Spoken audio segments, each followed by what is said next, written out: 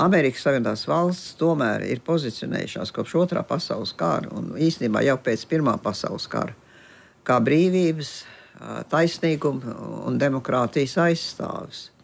Un kopš otrā pasaules kara un augstā kara laikā viņi sev pozicionēja kā brīvās pasaules līderi.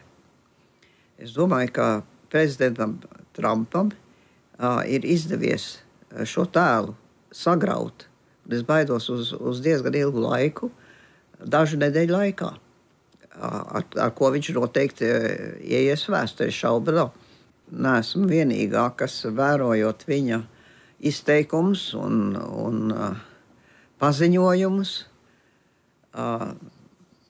nodomāju no jebkura cita cilvēka, kas nebūtu tik augstā amatā, ar šādiem izteikumiem mēs teiktu, tas ir tā sauktais Krievijas asets, vai ne, kā angļu valodā saka. Viņš tā tad darbojās, ja nekā spiegs, tad kā informācijas skaļrunis, kas pauž tieši tādus viedokļus, tādu naratīvu, tādas pretenzijas, kādas pauž Kremlis.